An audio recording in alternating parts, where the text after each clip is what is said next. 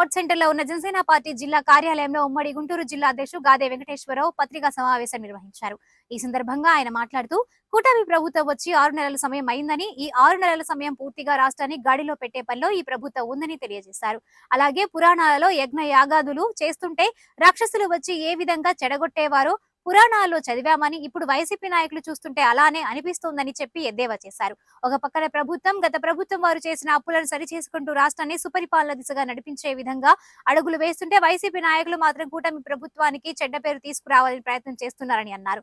ఇటీవల పవన్ కళ్యాణ్ కాకినాడ పోర్టు సందర్శన విషయంపై అంబటి రాంబాబు, పేర్ని నాని వృధా ప్రేలాపనలు మానుకోవాలని హితవు పలికారు.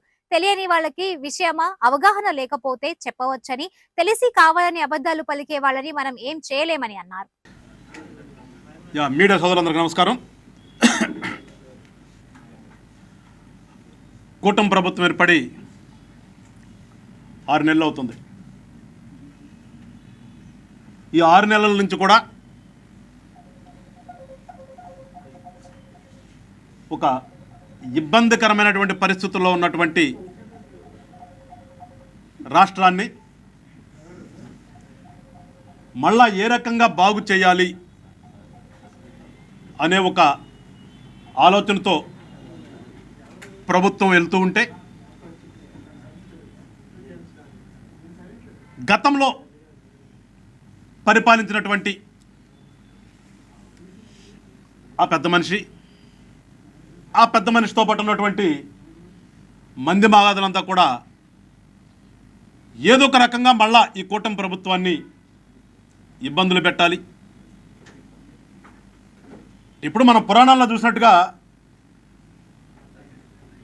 మంచి జరుగుతూ ఉంటే దాన్ని చెడగొడటానికి వచ్చినటువంటి సందర్భాలు చూస్తాం.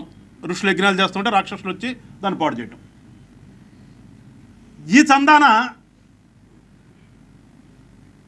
గతంలో నువ్వు ఏమైతే చేసావో అవి నచ్చక ప్రజలందరూ కూడా నిన్ను చేత్కరించుకుంటే, ఇవాళ కూటమి ప్రభుత్వం వచ్చిన తర్వాత ఈ రాష్ట్రాన్ని అభివృద్ధి చేద్దాం, రాష్ట్రంలో ఉన్నటువంటి ప్రజలకి మంచి చేద్దాం, మరి ముఖ్యంగా యువతకి మంచి భవిష్యత్తు అందిద్దామనే ఒక ఆలోచనతో ముందుకెళ్తూ గతంలో జరిగినటువంటి తప్పిదాలన్నింటినీ సరిచేసుకుంటూ అడుగులేస్తున్న తరుణంలో ఒక్కొక్కటి బయటకు వస్తున్నాయి.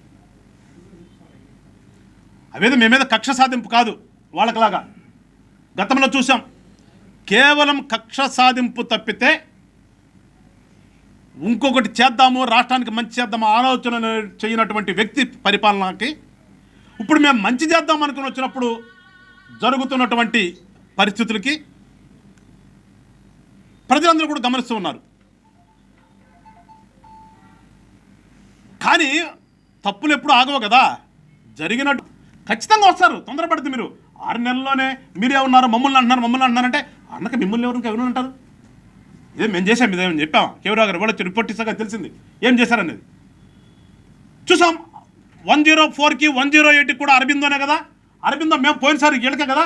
జగన్మోహన్ రెడ్డి గారు వచ్చిన తర్వాత కాంట్రాక్ట్ ఇచ్చాడు. ఇవాళ ఏం చేస్తారు? ఇవాళ మేము నడపలేమని చేతులు ఇచ్చేస్తున్నారు. అంటే కేవలం దోసుకోవటం కోసమే వచ్చినటువంటి సంస్థలు ఇవన్నీ అనేది వాళ్ళ ప్రజలకు అర్థమవుతుంది. ఆ రోజున మేమేదో మానవతా సేవతో దృక్పథంతో మేము 104, 108 నడిపేస్తామని అరబిందో వచ్చేస్తున్నది పెద్ద ఎత్తున. దానికి పాతాటికి రంగులేసి విజయవాడలో రోడ్డమ్మడ బారిని పెట్టి వెహికల్స్ జెండా ఊపాడు కదా ఆ రోజు జగన్మోహన్ రెడ్డి గారు. మరి వాళ్ళు ఏమైంది? తప్పుకోవడానికి కారణం ఏంటి? ఎందుకు తప్పుకుంటున్నారు?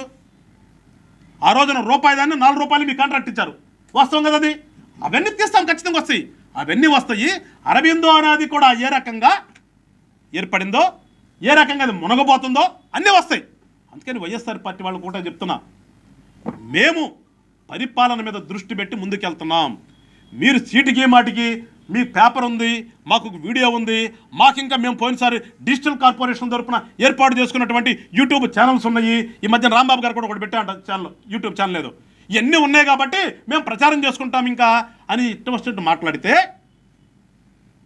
మళ్ళీ చెప్తున్నారు రాంబాబు గారు, చట్టం తన పని తాను చేసుకోక తప్పదు. మీరు స్లిప్ అయిన ప్రతి పదానికి కూడా మూల్యం చెల్లించుకోక తప్పదు. అది కూడా చట్ట ప్రకారమే ఉంటుంది. మేము మీకులాగా నోరు పారేసుకోం కూడా. మేము ప్రజాస్వామ్యయుతంగా ఉంటున్నాం. మీరు ప్రజాస్వామ్యాన్ని కాదు అనుకుని మీరు కనుక నోరు పారేసుకుంటే మా పని మేము చేయక తప్పదు, చేస్తాం. మా ధ్యేయం, జనసేన పార్టీ లక్ష్యం ఈ రాష్ట్రంలో రాజకీయాల్లో ఒక మార్పు తీసుకొద్దామని. నీకులాగా అధికారాన్ని అడ్డం పెట్టుకుని దోసుకున్నాను తీసుకెళ్ళి ఎక్కడెక్కడ పెట్టుకోవడాలు కాదు మేము చేస్తుంది. మళ్ళా చెప్తున్నాం, జనసేన పార్టీ లక్ష్యం ఈ రాష్ట్రంలో రాజకీయాల్లో ఒక మార్పు తీసుకొద్దామని. మరీ ముఖ్యంగా రాజకీయ నాయకుడు అనేవాడు ప్రజలకు సేవ చేయడానికే తప్పితే అధికారాన్ని అడ్డం పెట్టుకుని దోసుకోవడానికి కాదు అని చెప్తామని ఒక ఆలోచనతోనే జనసేన పార్టీ రాష్ట్రంలో ఏర్పడింది. ఆ రకంగానే మేము ముందుకెళ్తున్నాం. మీరు ఎగతాళి చేసినా చేయకపోయినా పవన్ కళ్యాణ్ అనే వ్యక్తి, మళ్ళా చెప్తున్నా, పవన్ కళ్యాణ్ అనే వ్యక్తి శాఖతో సంబంధం లేదు. ప్రజాస్వామ్యతంగా ఆయనకున్నటువంటి శాఖలు నేను చేస్తాం.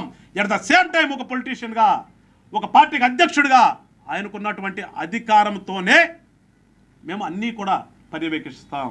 అది ప్రజల కోసం, నీకులాగా దోసుకోవడానికి కాదు. నీకులాగేదో వాకింగ్ చేసాం, మేము అన్నీ చూసాము, వచ్చిన తర్వాత దోసుకున్నామనే పద్ధతి కాదు మాది. ఖచ్చితంగా పవన్ కళ్యాణ్ గారికి ఇవాళ ప్రజలు మెచ్చారు. అధికారంలోకి వచ్చాము, భాగస్వామ్యం అయ్యాము.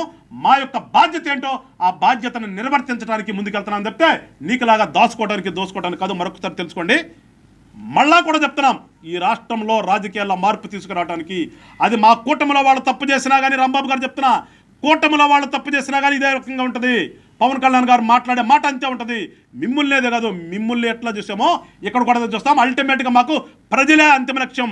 ప్రజల కోసం మేము మావాడు మీవాడని చూడం. మీకులాగా మాకు అందరూ సమానమైన గుర్తుపెట్టుకొని అదే దారిలో వెళ్తున్నాం. మీరు అన్నట్టుగా మీ వాళ్ళే చేస్తున్నారు అంటున్నారు. మా వాళ్ళు చేసిన బియ్యం రేషన్ కానీ, బియ్యం దందాలా కానీ, ఇసుక దందాలా కానీ, లిక్కర్ దందాలా కానీ ఇదే విధంగా జనసేన పార్టీ ప్రశ్నిస్తాం. పవన్ కళ్యాణ్ గారు కూడా వాటికి అడ్డు కట్టేస్తారు. అందుకని దయచేసి మీరు